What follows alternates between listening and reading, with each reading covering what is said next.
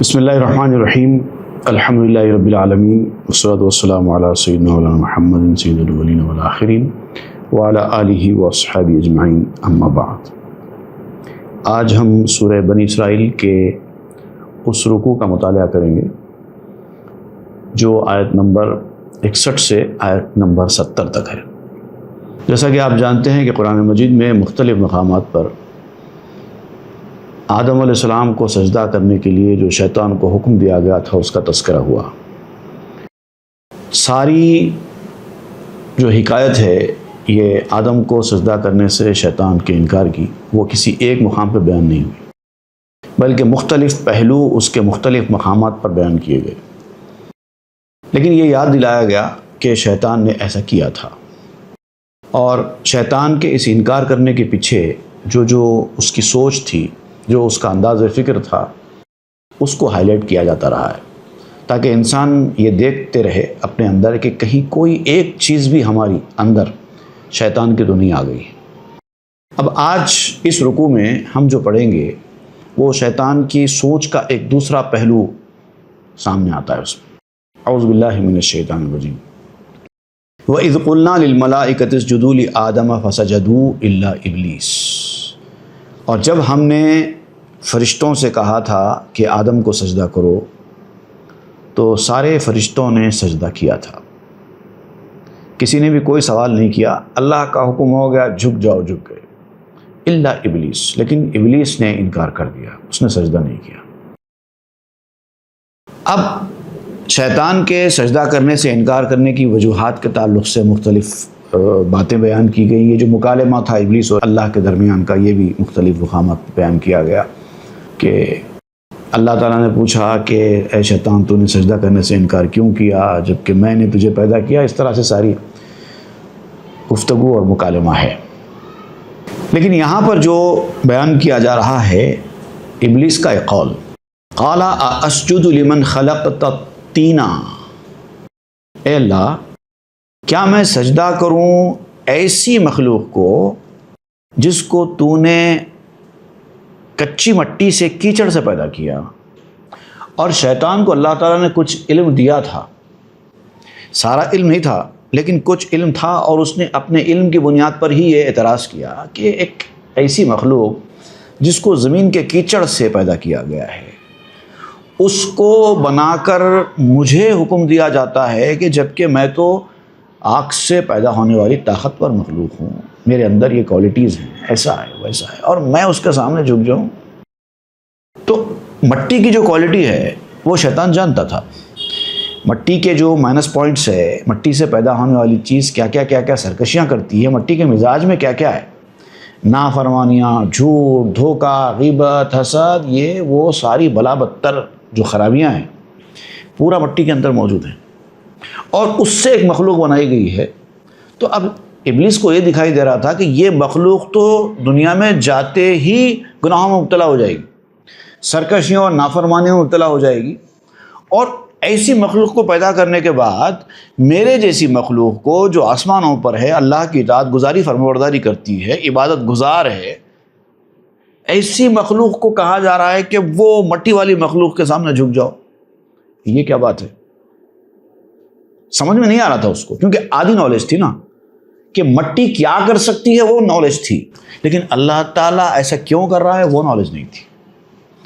قال ارأیتک ھذا الذی کرمت علی، اب ظاہر بات ہے اللہ تعالیٰ نے اس کو ہر چیز تو نہیں بتائی۔ جب اس نے کہا بھی کہ کیوں، تو اللہ تعالیٰ نے جواب نہیں دیا کہ میں جانتا ہوں تو نہیں جانتا، بس فرشتوں کو بھی یہی کہا تھا اللہ تعالیٰ نے، میں جو جانتا ہوں تم نہیں جانتے۔ تو ظاہر بات ہے ابلیس سے بھی ایسی کہا کہ میں نے پیدا کیا ہے تو مجھے معلوم ہے کیا صحیح ہے کیا غلط ہے، کون بڑا ہے کون چھوٹا ہے۔ تم بڑے چھوٹے کا فیصلہ کرنے والے نہیں ہوتے، تم ظاہر دیکھنے والے نا، تو ظاہر دیکھ کر کسی بڑے چھوٹے کا فیصلہ نہیں کیا جا سکتا نا۔ یہ بتایا گیا کہ جو ظاہر دیکھنے والے ہیں وہ لوگ بڑے چھوٹے کا، افضل اور کمتر کا فیصلہ نہیں کرتے، تم لوگ صرف جسم کو دیکھ رہے ہو۔ ابلیس کو کس چیز سے پیدا کیا ہے وہ دیکھتے ہو، آدم کو کس چیز سے پیدا کیا ہے وہ دیکھتے ہو، بس یہ دیکھ کر فیصلہ کر دیتے ہو۔ لیکن ایسا نہیں ہے، اللہ تعالیٰ جانتا ہے اس کے پیچھے کیا ہے۔ تو اب شیطان نے، ابلیس نے اللہ تعالیٰ سے پوچھا ارأیتک ھذا الذی کرمت علیہ، کیا آپ مجھے بتائیں گے کہ میرے اوپر اس کو جو فضیلت دی گئی ہے اس کی وجہ کیا ہے، میں بھی تو جانوں آخر۔ یہ بھی ایک انسانی کمزوری ہے، جب حکمت کا کوئی فیصلہ ان کے سامنے آتا ہے تو وہ ریزن جاننے کی کوشش کرتے ہیں، آخر ہم کو بھی تو پتہ چلے ایسا کیوں ہوا۔ تو بتایا گیا یہ ابلیس کا طریقہ کار ہے۔ جب بڑے لوگ کوئی فیصلہ کرتے ہیں تو اس کے پیچھے جو حکمت ہے اس کو سمجھ کر خاموش بیٹھ جانا چاہیے۔ اگر حکمت سمجھ میں آئے تو ٹھیک، نہیں سمجھ میں آئے تو بھول جاؤ، کیونکہ بڑوں کا فیصلہ ہے۔ آپ سبب پوچھنے والے، ریزن پوچھنے والے کچھ بھی نہیں ہوتے۔ تو اس نے ریزن پوچھا، بتائیے مجھے بھی تو بتائیے، اگر آپ ریزن بتا دیں گے مجھے تو پھر میں سجدہ کر دوں گا۔ مجھے سجدہ کرنے سے انکار نہیں ہے، لیکن مجھے ریزن بھی تو پتہ چلے کہ کیا وجہ سے آپ اس کو اتنی فضیلت دے رہے ہیں۔ لیکن اللہ تعالیٰ نے اس کو ریزن نہیں بتایا۔ کہیں قرآن مجید میں بھی یہ نہیں ہے کہ اللہ تعالیٰ نے ابلیس کو یہ سبب بتایا ہو کہ میں نے کیوں آدم کو فضیلت دی ہے۔ اب جب ابلیس نے دیکھا کہ مجھے کوئی جواب نہیں مل رہا ہے تو اس نے اپنے طور پر ایک نتیجہ اخذ کر لیا۔ اینٹینا گھمانا کہتے ہیں نا اس کو۔ جب آپ کو جواب نہیں ملتا ہے آپ کے سوال کا تو آپ اپنے اندازے کے مطابق ایک جواب تیار کر لیتے ہیں کہ شاید یہ ہوگا۔ تو ابلیس نے یہ سوچ لیا کہ شاید یہ مخلوق دنیا میں جا کر ہم سے زیادہ عبادت و ریاضت کرے گی، یا کوئی اور اس کی فضیلت ہوگی اور اس کو فضیلت قیامت کے دن حاصل ہو جائے گی۔ کل قیامت کے دن جب سب مخلوق کو اللہ تعالیٰ جمع کرے گا تو ظاہر بات ہے جس انداز سے اللہ تعالیٰ آدم کو سجدہ کروا رہا ہے اس سے اندازہ ہوتا ہے کہ یہ مخلوق کو قیامت کے دن کچھ بھاری ذمہ داری یا بھاری منزل یا بھاری مقام، بڑا مقام حاصل ہونے والا ہوگا۔ اس لیے ہم کو ایسا ذلیل کیا جا رہا ہے، کچھ نہ کچھ تو ہے جو ہم کو نیچے کر کے اس کو اوپر اٹھانے کی کوشش کی جا رہی ہے۔ یہ کوئی پری پلانڈ کارروائی ہے۔ یہ ابلیس کا نقطہ نظر بیان کیا گیا کہ ابلیس اس طرح سے سوچتا ہے۔ تو اب اس نے طے کر لیا، سوچ لیا اپنے طور پر، اور اس کو سمجھ میں آ گیا کہ نہیں یہ مخلوق ہے جو اب ہمیں نیچا دکھانے والی ہے، لہٰذا اب اس کو چھوڑنا نہیں چاہیے۔ انتقامی کارروائی کا جذبہ پروان چڑھنے لگا۔ لئن اخرتنی الی یوم القیامۃ لاحتنکن ذریتہ الا قلیلا۔ تو اب ابلیس نے کہا کہ یہ بھٹکنے والی قوم ہے، اس کو صرف ایک شے دینے کی ضرورت ہے، اس کو صرف بہکانے کی ضرورت ہے۔ کان میں بات ڈالی جائے گی تو جو چیزیں میرے پاس ہیں، حربے ہیں، جو ہتھیار ہیں، وہ میں استعمال کروں گا، یہ لوگ باتوں میں آ جائیں گے اور ان کو میں راستے سے ہٹا دوں گا۔ تو اللہ تعالیٰ سے اجازت لے لی کہ مجھے قیامت تک کے لیے مہلت دے دے، تو میں ان کو جڑ سے اکھاڑ پھینکوں گا، آدم کی ساری اولاد کو بہکا کر، سوائے چند افراد کے۔ مجھے پتہ ہے کہ وہ چند افراد ایسے ہوں گے جن کو بہکانے میں کامیاب نہیں ہو سکوں گا، تو ان کو چھوڑ کر باقی جتنی اولاد ہوگی میں سب کو بہکا کے رہوں گا۔ قال اذهب فمن تبعك منهم فإن جہنم جزاؤكم جزاء موفورا۔ اللہ تعالیٰ نے فرمایا نکل جا یہاں سے، گیٹ آؤٹ، میری بارگاہ میں سے نکل جا، اب تیرا یہاں پر کوئی کام نہیں ہے۔ ہاں مہلت چاہتا ہے نا، مہلت مل جائے گی، جا قیامت تک کے لیے تجھے چھوٹ ہے، جس کو بہکانا ہے بہکا لے، جس کو جو بولنا ہے بول لے۔ لیکن ایک بات یاد رکھ، فمن تبعک منہم، ان میں سے اولاد آدم میں سے جو کوئی تیری اتباع، تیری پیروی کرے گا، تیری بات سنے گا، تو بولتا رہے، لیکن جو تیری بات سنے گا فإن جہنم جزاؤکم جزاء موفورا، تم سب کی حالت، تم سب کا ٹھکانہ جہنم میں کر دوں گا، اور یہی ایسا کرنے والوں کی سزا ہے، کیونکہ انہوں نے میری بات کو ٹھکرا کر تیری بات کو اختیار کیا نا۔ جو بھی آدم کی اولاد جن کو میں نے پیدا کیا، میری بات کو چھوڑ کر، میرے حکم سے سرتابی کر کے، میری بات کو نظر انداز کر کے تیری بات پہ عمل کرے گا، جبکہ تو نے ان کو پیدا بھی نہیں کیا، تو نے ان کو رزق بھی نہیں دیا، تو نے کچھ نہیں کیا ان کے ساتھ، پھر بھی وہ اپنے احسان والے سے بچ کر اس کی بات کو رد کر کے اپنے دشمن کی بات سنیں گے، تو جو لوگ بھی دنیا میں چاہنے والوں کا راستہ چھوڑ کر دشمنوں کی بات سنتے ہیں، ان کے میٹھے میٹھے باتوں میں آ کر، لالچ میں آ کر، ان کا یہی حال ہوتا ہے۔ وَاسْتَفْزِزْ مَنِ اسْتَطَعْتَ مِنْهُمْ بِصَوْتِكَ وَأَجْلِبْ عَلَيْهِمْ بِخَيْلِكَ وَرِجْلِكَ۔ اب اللہ تعالیٰ نے فرمایا تو گمراہ کرنا چاہتا ہے نا اولاد آدم کو، جا گمراہ کر لے، جس کو گمراہ کرنا ہے کر لے، لیکن تیرا گمراہ کرنا صرف آوازوں سے ہوگا۔ تو زبردستی کسی کو گمراہی کے راستے پر نہیں لا پائے گا، صرف کانوں میں باتیں ڈالے گا، جو تیری سنیں گے وہ گمراہ ہو جائیں گے۔ تجھے اتنا اختیار تو نہیں دیا جائے گا کہ تو ان کو زبردستی پکڑ کے جہنم میں لے جائے، نہیں، اختیار انہی کے ہاتھ میں رہے گا۔ تجھے صرف وسوسہ ڈالنے کی چھوٹ دی جائے گی، اپنی آواز سے، آواز کی جادوگری سے، میٹھے میٹھے باتوں سے، لمبی لمبی امیدوں سے، جو انداز سے تو ان کے کانوں میں بات ڈالنا ہے ڈال لے۔ من استطعت منہم بصوتک، جتنا تو کر سکتا ہے اتنا کر لے۔ وَأَجْلِمْ عَلَيْهِمْ بِخَيْلِكَ وَرِجْلِكَ وَشَارِكْهُمْ فِي الْأَمْوَالِ وَالْأَوْلَادِ وَعِدْهُمْ۔ اب یہ کام کرنے کے لیے تو مسلط ہو جا ان کے اوپر، ان کے سروں پر مسلط ہو جا، اپنے گھوڑوں کے ساتھ، اپنے پیادوں کے ساتھ، جیسا چاہے ان کے اوپر جا کے مسلط ہو جا، ان کے سر پہ جا کے بیٹھ جا، ان کے گھروں میں گھس جا، اور اس کام کے لیے ان کے مالوں، ان کی اولادوں، جن کو استعمال کرنا ہے کر لے۔ وعدہم، ان سے وعدے کرنا ہے کر لے، میں تمہارے ساتھ ایسا کر دوں گا، میں تمہارے ساتھ ویسا کر دوں گا، یہ وہ لمبی لمبی امیدیں، وعدے، جو کرنا ہے کر لے، مکمل تجھے آزادی دی جاتی ہے۔ وما یعدہم الشیطان الا غرورا، لیکن اللہ تعالیٰ فرماتا ہے کہ یاد رکھو شیطان جو وعدہ کرتا ہے تو صرف دھوکے کا وعدہ کرتا ہے، غرور کا وعدہ کرتا ہے۔ غرور کس کو کہتے ہیں؟ ہمارے پاس جو ہے غرور عام طور پہ کہا جاتا ہے اپنے آپ کو کچھ سمجھنے کو، لیکن حقیقت غرور کی ایسا نہیں ہے۔ ایروگنس جس کو کہتے ہیں، اس کے بارے میں عربی زبان میں کہا گیا ہے کہ الغرور تزیین الباطل مما یظن انہ حق۔ غرور وہ چیز ہے جو باطل کو، جس کی کوئی اصلیت نہیں ہے، جھوٹ ہے، اس کو اتنا خوبصورت طریقے سے آراستہ کر کے پیش کرنا کہ لوگوں کو یہ گمان ہو، لوگ یہ سمجھیں کہ شاید یہی صحیح ہے۔ جیسا آپ دیکھتے ہیں آج بھی بہت ساری نیوز، فیک نیوز پھیل جاتی ہے، سوشل میڈیا کا دور ہے نا، یہ اس انداز سے پھیلاتے ہیں لوگ کہ دیکھنے والا یہ سمجھے کہ شاید سچی نیوز یہی ہو، لیکن پوری فیک ہوتی ہے۔ اس کو اس انداز سے پیش کیا جاتا ہے کہ لوگ سمجھتے ہیں کہ بالکل سچ ہے۔ اسی کو کہتے ہیں غرور۔ Arrogance has a way of dressing falsehood in beauty, making illusion seem like truth۔ یہ ہے اصلی تعریف ایروگنس کی، غرور کی۔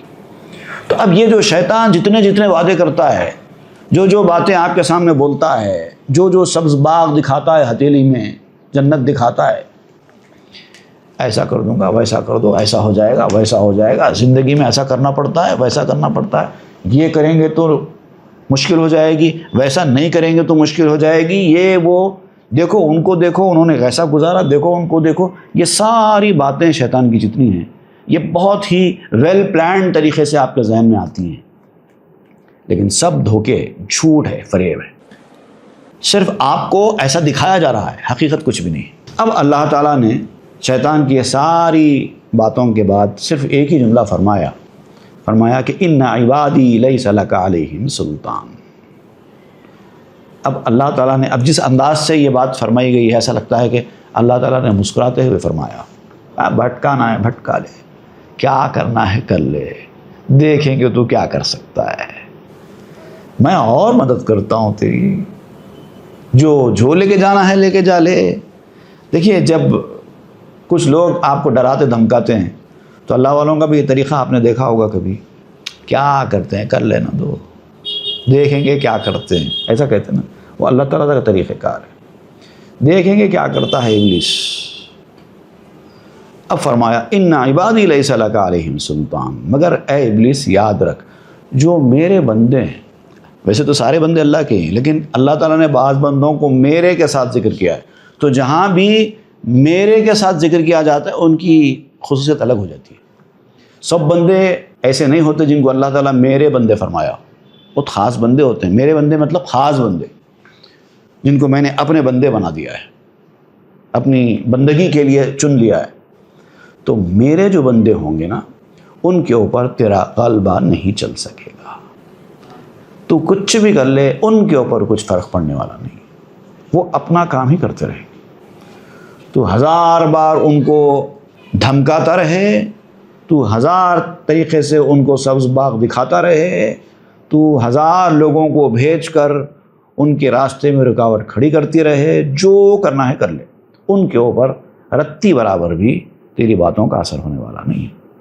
وَكَفَى بِرَبِّكَ وَكِيلًا، اور آپ کے رب کی کارسازی، جو کام بنانے کی جو صفت ہے، وہ صفت کافی ہے آپ کے لیے، وہ پورے کام بنائے گا، اس کے اوپر بھروسہ رکھیں۔ ربکم الذی یجزی لکم الفلک فی البحر لتبتغوا من فضلہ، یہ وہی رب ہے تمہارا جس نے چلایا ہے تمہارے لیے کشتیوں کو سمندر میں، ایسے سمندر میں حالات پیدا کیے کہ جس کی سطح کے اوپر کشتیاں، جہاز چل کر جا سکیں، ورنہ اگر اللہ تعالیٰ چاہتا تو کوئی جہاز بھی سمندر پر چل نہیں پاتا، سب ڈوب جاتے۔ لیکن اللہ تعالیٰ نے ایسے حالات دیے، اللہ تعالیٰ نے کچھ ایسی چیزیں پیدا کی دنیا میں جو سمندر کی پانی کے اوپر تیر سکتی ہیں اور آپ کو بھی لے کر سفر کرا سکتی ہیں۔ اگر وہ چیزیں اللہ تعالیٰ پیدا ہی نہ کرتا تو پھر ہر چیز سمندر میں ڈوب ہی جاتی۔ دیکھیے آپ، دنیا میں کئی چیزیں ایسی ہوتی ہیں، یہ ایک سائنس ہے، کئی چیزیں ایسی ہوتی ہیں جو پانی میں ڈوب جاتی ہیں، اور کئی چیزیں ایسی ہیں جو پانی میں ڈوبتی ہی نہیں ہیں، آپ کتنا اس کو اندر کرنے کی کوشش کرو وہ باہر ہی آ جاتی ہے، اوپر ہی آ جاتی ہے۔ تو یہ اللہ تعالیٰ نے بنایا دونوں چیزوں کو، اگر یہ چیز اللہ تعالیٰ بناتا ہی نہیں تو کشتی کہاں سے چلتی؟ انہ کان بکم رحیما، بے شک وہ تمہارے ساتھ رحم فرمانے والا ہے۔ صرف سرکشی نہ کرو، اس کے بتائے ہوئے احکام کی تعمیل کرو، اس کی بات سنو، پھر دیکھو اللہ تعالیٰ تمہارے حق میں کتنا مہربان، کتنا رحیم ثابت ہوتا ہے۔ تم جو حرکتیں کرتے ہو اس کی وجہ سے اللہ تعالیٰ ناراض ہوتا ہے اور تمہارا کام خراب ہوتا ہے، ورنہ ایسا ہونے والا نہیں۔ وَإِذَا مَسَّكُمُ الضُّرُّ فِي الْبَحْرِ ظَلَّ مَن تَدْعُونَ إِلَّا إِيَّاهُ۔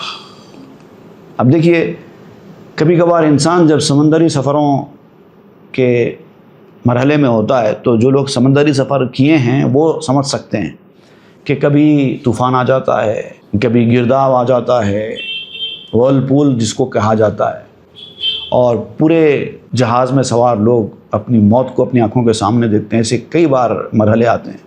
ایون ہوائی سفر جب کرتے ہیں تب بھی آپ دیکھیے جو ٹربولنسز وغیرہ آتے ہیں، اگر کوئی چھوٹا موٹا ٹربولنس ہے تو کوئی بات نہیں پھر بھی، لیکن جب زیادہ ٹربولنس آ جائے گا تو دیکھو لوگوں کی کیا حالت ہو جاتی ہے۔ موت آنکھوں کے سامنے دکھائی دیتی ہے، پورے اپنے خدا کو یاد کرنا شروع کر دیتے ہیں، توبہ کر دیتے ہیں، یہ کر دیتے ہیں۔ وہ عجیب عجیب منظر ہوتا ہے، کیسے کیسے لوگ توبہ کے راستے پہ آ جاتے ہیں۔ ذرا کوئی بھیانک خوفناک ٹربولنس اگر ہو جائے تو ویسی سمندر کا بھی معاملہ ہے، کبھی طوفان آ جاتا ہے، آپ کی شپ بیلنس میں نہیں رہتی، پتہ نہیں کب ڈوب جائے، پوروں کو لے کر ایسی حالت آ جاتی ہے۔ تو اس کا ذکر کرتے ہوئے اللہ تعالیٰ فرماتا ہے جب تمہارے ساتھ سمندروں میں یہ حالت ہو جاتی ہے تو پھر تم ان معبودوں کو جو پوچھتے تھے نا ان کو کیوں نہیں پکارتے؟ اور کہاں ہوتے ہیں تمہارے وہ معبود؟ تمہیں بچانے کے لیے آتے کیوں نہیں ہیں؟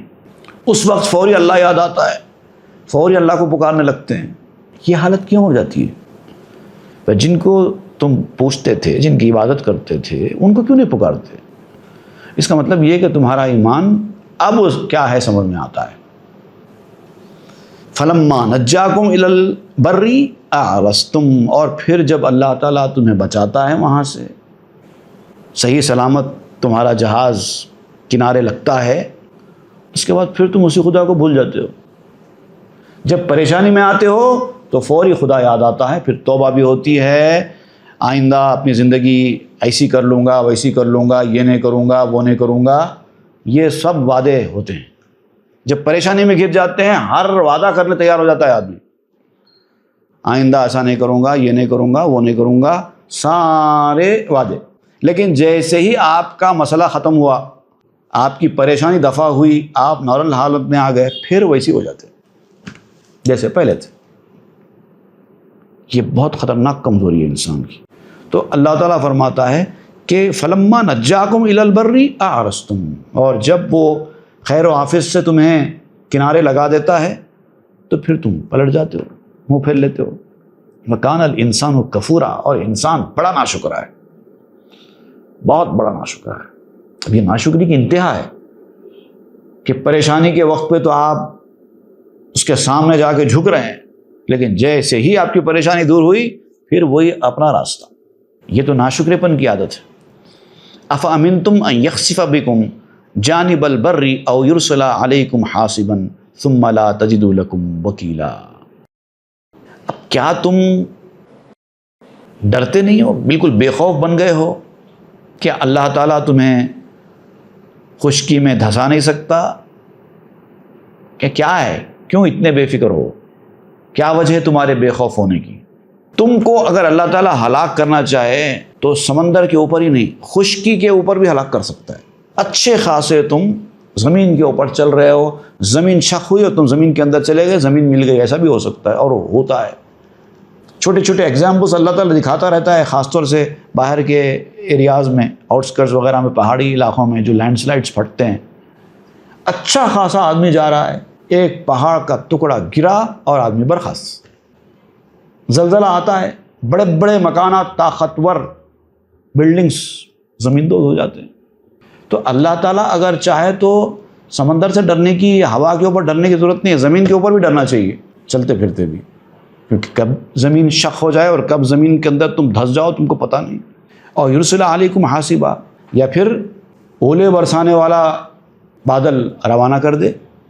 بادل سے تو پانی برستا ہے اور کبھی کبھار کچھ اولے بھی برس جاتے نا، لیکن اگر پانی کی طرح اولے برسیں، پانی کے قطروں کی مقدار میں، جتنے قطرے آسمان سے بارش میں گرتے ہیں، اگر اس مقدار میں اولے برسنے لگیں تو کیا ہوگا؟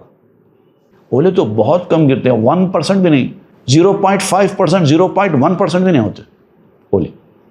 بھیانک اگر ژالہ باری ہو جائے، طوفان آ جائے اولوں کا، تب بھی پانی کے مقابلے میں اولے 0.1% بھی نہیں۔ لیکن ذرا سوچو، پانی کے ایک ایک خطرے کی جگہ پر اگر ایک ایک اولا گرے تو کیا حشر ہوگا؟ 15 20 فلور کی بلڈنگ اولوں سے بھر جائے گی، اتنے اولے گریں گے۔ ثم لا تجدوا لکم وکیلا، پھر اس وقت تم اپنا کام بنانے والا اللہ کے سوا کسی کو نہیں پاؤ گے، وہیں جانا پڑے گا، کوئی راستہ نہیں۔ ام امنتم ان یعیدکم فیہ تارۃ اخری فیرسل علیکم قاصفا من الریح فیغرقکم بما کفرتم ثم لا تجدوا لکم علینا بہ تبعا۔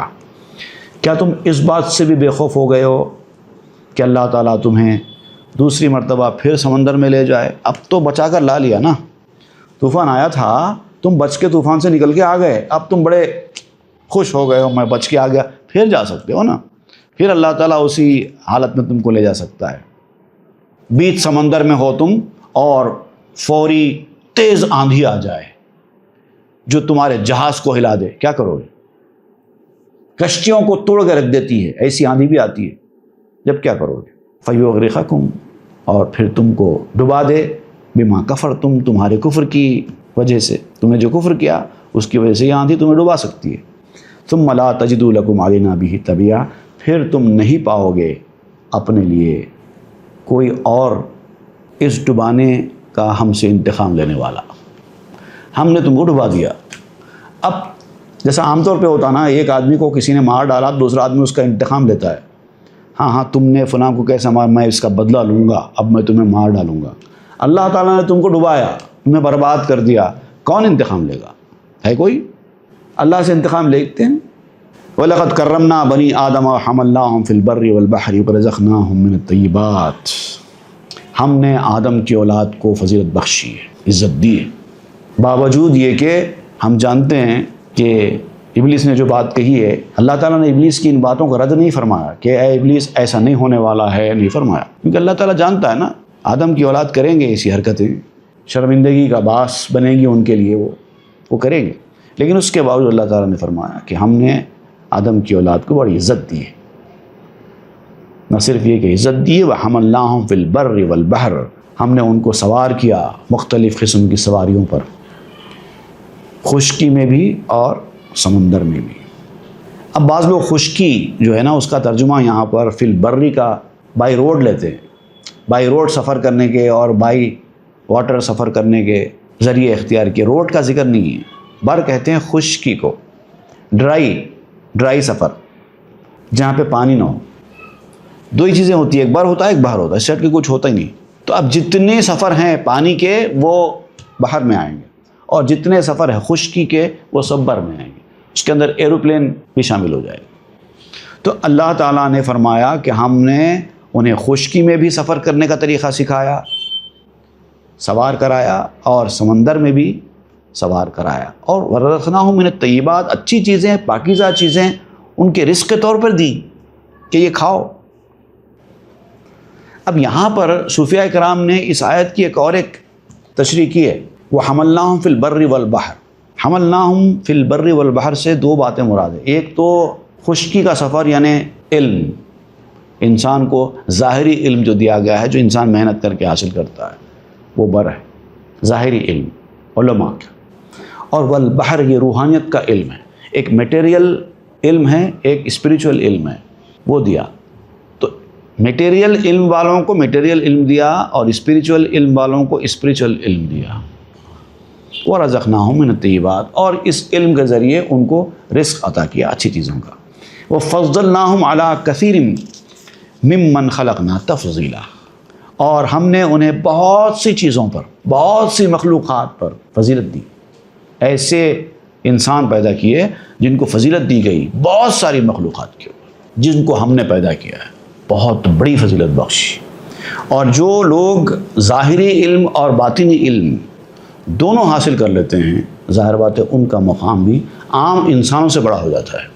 تو اب انسان تو ویسے ہی دیگر مخلوقات سے اشرف ہے، تو اب اس کے اندر بھی ان لوگوں کا مقام اللہ تعالیٰ دیگر انسانوں سے بہت بڑا کر دیتا ہے. اور یہ کتنا بڑا فضل کیا، کتنی بڑی ان کو فضیلت دی، یہ اس کا اندازہ ہم ابھی فی الحال کر بھی نہیں سکتے.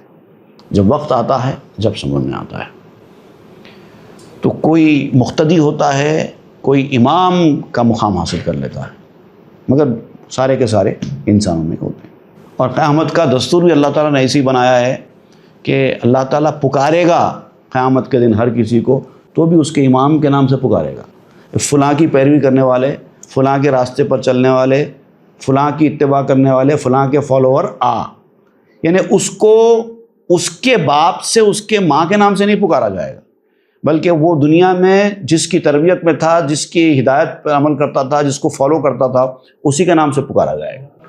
اس کی تفصیل اور آگے بیان ہوگی انشاءاللہ، وہ آئندہ کے رکوع میں آئے گی، وہ ہم آئندہ درس میں پڑھیں گے. وصلی اللہ تعالیٰ علی خیر سیدنا محمد و آلہ وسلم. صدق اللہ العظیم وصدق رسول النبی الامین کریم ونحن علی ذلک من الشاہدین. آمین والحمد للہ رب العالمین.